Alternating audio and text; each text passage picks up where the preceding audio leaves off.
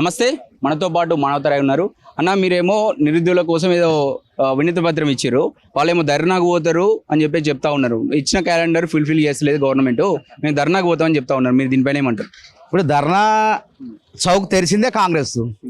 ప్రజాస్వామ్యబద్ధంగా ధర్నాలు చేసుకోమని ఈ ప్రభుత్వం తెరిచింది. ఆ ప్రభుత్వం ధర్నాలు వద్దు, ఏమి వద్దు అని చెప్పి హక్కులని బంధించింది. ఇది కాంగ్రెస్ ప్రభుత్వం బంధించే ప్రభుత్వం కాదు, స్పందించే ప్రభుత్వం. చేసుకోమని అనుమతిస్తారు, పోలీసులు చేసుకుంటారు. ఒక పక్కన మేము ఇప్పుడు మంత్రి గారు మా మంత్రులతో ముఖాముఖి కార్యక్రమం గాంధీ భవన్లో ఇప్పుడు జరిగింది.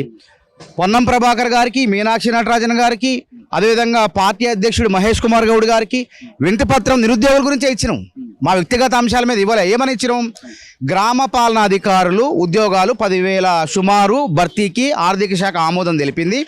రెవెన్యూ శాఖ ఆల్రెడీ 3,500 మందిని పరీక్ష పెట్టి గతంలో విఆర్ఏలు ఎవరైతే ఉన్నారో, విఆర్ఓలు ఎవరైతే ఉన్నారో వాళ్ళందరూ తీసుకున్నారు. మిగిలిన 7,404 ఉద్యోగాలు ఉన్నాయి. ఆ 4 ఉద్యోగాల్ని జాబ్ క్యాలెండర్ ద్వారా నిరుద్యోగులతో భర్తీ చేయండి అని చెప్పి మంత్రి గారికి ఇచ్చిన. ఏం చెప్పినాం? మళ్ళీ రేపు క్యాబినెట్ మీటింగ్ ఉంది. రేపు క్యాబినెట్లో చర్చించి తీర్మానం చేసి ఆ 7,400 ఉద్యోగాల్ని నిరుద్యోగులతో నింపాలి, భర్తీ చేయాలని చెప్పినాం. తప్పే ఉంది ఇందులో? కాబట్టి నిరుద్యోగుల మేలుగోరే ప్రభుత్వం కాంగ్రెస్ ప్రభుత్వం. రేవంత్ రెడ్డి గారు ఏమంటాడు? నేను బ్రాండ్ ఎవరికంటే నిరుద్యోగులకు, విద్యార్థులకు అంటాడు. నాకు 2 కళ్ళు, విద్యార్థులు నిరుద్యోగులు నాకు 2 కళ్ళు అంటాడు. విద్యార్థులకు ఓ పక్క హాస్టల్లో గత ప్రభుత్వాలు ఏవి కూడా 40% డైట్ ఛార్జీలు పెంచిండు ఈ ముఖ్యమంత్రి. వాళ్ళు ఎవరు పెంచలే. అదేవిధంగా 200% కాస్మోటిక్ అంటే సబ్బు, కొబ్బరి నూనె, అలంకరణ వస్తువుల యొక్క ధరలను 200% పెంచినటువంటి ముఖ్యమంత్రి రేవంత్ రెడ్డి. కాబట్టి ఒక పక్క విద్యార్థులకు పెట్టుకుంటూ సంక్షేమ హాస్టల్ గురుకులాల కేసీఆర్ గారి హయాంలో గురుకులాల. ఇప్పుడు మీరు చెప్తుంది ఏంటంటే ధర్నాలు చేసుకోండి, దీక్షలు చేయండి, ఏదైనా చేసుకోండి, కానీ మేమైతే జాబ్ క్యాలెండర్ ఇవ్వమంటారు. జాబ్ క్యాలెండర్ని త్వరలోనే జాబ్ క్యాలెండర్ ద్వారా సుమారు 30,000 ఉద్యోగాల భర్తీకి కాంగ్రెస్ ప్రభుత్వం కసరత్తు చేయబోతుంది. వాళ్ళు ధర్నాలు ఏం సంవత్సరాలు అవుతుంది, ఇన్ని రోజులు అవుతుంది కదా, ఇంకా మీరు ఎందుకు ఫాలో అవుతుంది? మొన్నటి దాకా వర్గీకరణ అంశం, దాని చట్టబద్ధం, వర్గీకరణ ద్వారా ఉద్యోగాల్లో సామాజిక న్యాయం చేయాలి, అన్ని అంశాలు పూర్తయిపోయినాయి. రేపు 11వ తారీఖున హైకోర్టులో తీర్పు ఉంది గ్రూప్ 1 అంశం.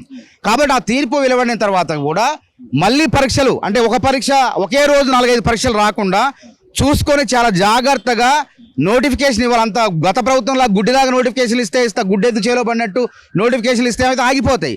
అందుకే ఈ ప్రభుత్వం పరీక్షలను పారదర్శకంగా పెట్టింది, ఎటువంటి అవినీతి లేదు, లీకులు లేకుండా పెట్టింది. అట్లనే రేపు జాబ్ క్యాలెండర్ ద్వారా భర్తీ చేయబోయే 30,000 సుమారు ఉద్యోగాలను కూడా చాలా జాగ్రత్తగా, ఎటువంటి జాప్యం లేకుండా వేగవంతంగా భర్తీ చేసేందుకు సన్నాహాలు చెప్పెడతాను. ఇంతలోకే కొంతమంది బీఆర్ఎస్ ముసుగులో, నిరుద్యోగుల ముసుగులో ఉన్న బీఆర్ఎస్ వాళ్ళు నిరుద్యోగుల్ని రెచ్చగొట్టి రోడ్ల మీద తీసుకొస్తున్నారు. నేను వాళ్ళకు ఒకటి సూచన చేస్తున్నా. సాదాసీదా నిరుద్యోగులారా, చదువుకోని నిరుద్యోగులారా, మీ సమయాన్ని వృధా చేసుకోకండి. ఎవడో వచ్చి మాట్లాడతాడు, వాడు రాజకీయ ప్రయోజనాలు దాగున్నాయి అందులో. కానీ దానివల్ల మీరు 1 గంట సమయం వృధా అయితే మీరు 100 ప్రశ్నలకు జవాబులు రాయలేరు. కాబట్టి మీ తపస్సు, ఆశ, శ్వాస, ధ్యాస మొత్తం కూడా నిరంతరం పుస్తకాల్లోనే ఉంచండి.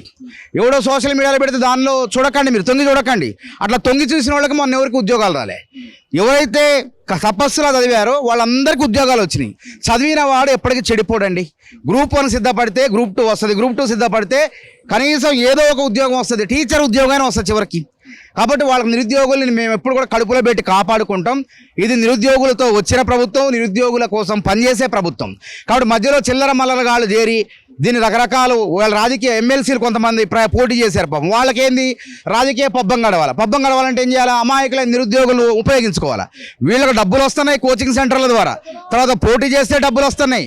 కానీ ఆగమయ్యేది ఎవరంటే నిరుద్యోగులే. పాపం వీళ్ళ మాటలు విని రోడ్ల మీదకి వచ్చి సమయం వృధా చేసుకుంటున్నారు. వాళ్ళకేమో డబ్బులు వస్తున్నాయి, పదవులు వస్తున్నాయి, ఇంకో పార్టీలో పోతారు వాళ్ళు. కానీ నిరుద్యోగులు మీకు పొలిటికల్ లీడర్ ఎవరు కనిపించారు? అంతా నిరుద్యోగులు. ఇప్పుడు అశోక్ ఇలాంటి వాళ్ళు ఒకళ్ళు తప్ప ఎవరు ఆర్ కృష్ణ ఆయన నిరంతరంగా ఆయన ఎప్పుడో విద్యార్థుల గురించి మాట్లాడతారు. ఆయన సాధు స్వభావి, ఆయన ప్రమాదకరం తప్ప ఇంకెవరిని విలువలేదు. వాళ్ళ ఇప్పుడు అందులో కొంతమంది అసలు ఉద్యోగాలు ప్రిపేర్ కాని వాళ్ళు ఉన్నారు. ఇప్పుడు ఏదైనా ప్రభుత్వం పైన మేము భర్తీ చేస్తాం, నోటిఫికేషన్లు ఇస్తాం, జాబ్ క్యాలెండర్ సమర్థవంతంగా పటిష్టంగా అమలు చేయబోతున్నాం అంటే ఎవరైనా ధర్నాలు చేస్తారా? ఎక్కడ ధర్నాలు చేయాలా? ఏమైనా లీకులు అయితే ధర్నాలు చేయాలా, అవినీతి జరిగితే ధర్నాలు చేయాలా, అక్రమాలు జరిగితే ధర్నాలు చేయాలా. వాళ్ళ గ్రూప్ 1 గ్రూప్స్ నోటిఫికేషన్ ఉద్యోగాలు పరీక్షలు నిర్వహించడం చేతకాలే, కానీ మనం సక్రమంగా నిర్వహించినాం. దాన్ని కూడా ప్రతి అడుగడుగున గ్రూప్ వన్ అడ్డుకునే ప్రయత్నం చేశారు. కోర్టులు కూడా లాగి లంపకాయ కొట్టిన వాళ్ళకి. చివరికి రేపు 11వ తారీఖు ఉంది, మూల్యాంకనం మీద పెట్టారు. చూద్దాం కోర్టు ఏ తీర్పిస్తాం. మాకేం పంతం అండి నిరుద్యోగులతో. 18 నెలలు సరిపోలేదా ఇంకా జాబ్ క్యాలెండర్ ఫాలో అవడానికి? 18 నెలలు అంటే అనేక అవంతరాలు వస్తాయి. ఇప్పుడు ఆల్రెడీ ప్రకటించడంలోనే మళ్ళీ వర్గీకరణ మందకృష్ణ మాదిగ గారు మా వర్గీకరణ అంశం తేలకుండా భర్తీ చేయొద్దన్నారు. కాబట్టి ఈ జాబ్ క్యాలెండర్లో కొత్తగా వచ్చే సుమారు 30,000 ఉద్యోగాలు కసరత్తు చేస్తుంది ప్రభుత్వం. ఆ ఉద్యోగాలకు సామాజిక న్యాయం అమలు చేయాలని జాప్యం జరిగింది. నేను చెప్తున్నా కదా, రేపు 11 తర్వాత అతి త్వరలో ఈ నెలాఖరులోపో ఇంకొచ్చే నెలలోనో అతి త్వరలో జాబ్ క్యాలెండరు విడుదల కాబోతుంది. నిరుద్యోగులారా అధైర్యపడకండి, ఆత్మవిశ్వాసంతో చదువుకోండి. వీళ్ళు చెప్పిన మాటలు ఆగం కాకండి. వాళ్ళ వెనక రాజకీయ ప్రయోజనాలు ఉన్నాయి, కానీ మీరు అమ్మ నాన్నలు మీ మీద గంపెడంత ఆశలు పెట్టుకున్నారు.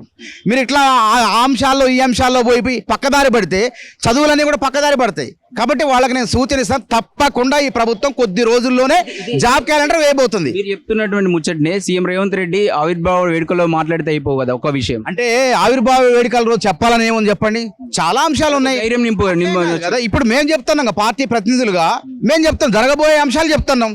ఆడ కసరత్తు జరుగుతుంది. కసరత్తు గత ప్రభుత్వంలా గుడ్డిగా ఉద్యోగాలు భర్తీ చేసి ఆగి పోర్టల్లో నిలిచిపోవటం కాదు ఈ ప్రభుత్వం చేసే పని. కోట్లలో చిక్కుకోకుండా జాగ్రత్తగా, వేగవంతంగా, పారదర్శకంగా ఉద్యోగాలు భర్తీ చేసేందుకు కొంచెం టైం తీసుకుంది అంతే. ఎక్కువ టైం కూడా కాదు. మే అనుకున్నాం, జూన్ మొదటి వారం అనుకున్నాం, 11వ తారీఖు కోర్టు తీర్పు అడ్డానికి ఉంది. ఆ తీర్పు తర్వాత కసరత్తు పూర్తయింది. తర్వాత ఎవరైతే ధర్నాలు చేశారో పాపం నిరుద్యోగులంతా పోయి చదువుకుంటారు. ఈ ధర్నా చేసి ఎవరైతే నాయకత్వం వహించారో వాళ్ళకి పని లేకుండా అయిపోద్ది.